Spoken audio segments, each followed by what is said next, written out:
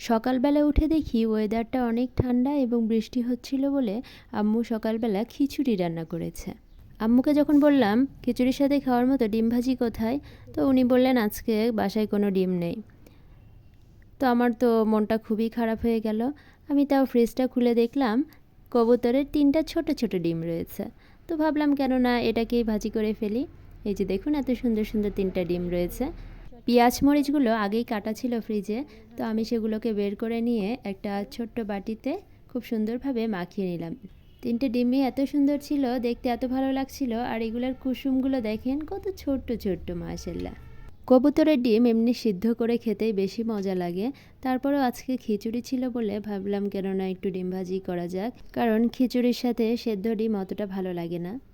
এরপর আমি আমাদের বাসার স্পেশাল ফ্রাইং প্যান, যেটার উপরে যুদ্ধের সময় একটা বোম পড়েছিল আর ওর দুটো কান উড়ে গিয়েছিল, সেই ফ্রাইং প্যানটাতে সামান্য একটু তেল দিলাম, দিয়ে সুন্দর মতো ডিমটাকে ভেজে নিলাম। কবুতরের ডিম আমি যতটুকু খাই, আমার বাসায় অন্য কেউ কবুতরের ডিম পছন্দ করে না।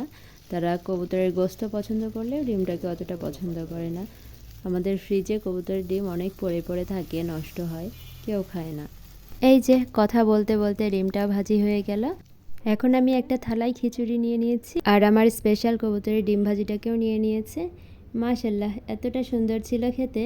আপনারা একবার হলেও এই কবুতরের ডিম ভাজি দিয়ে খিচুড়ি খেয়ে ট্রাই করবেন, আর কেমন লাগলো আমাকে জানাবেন।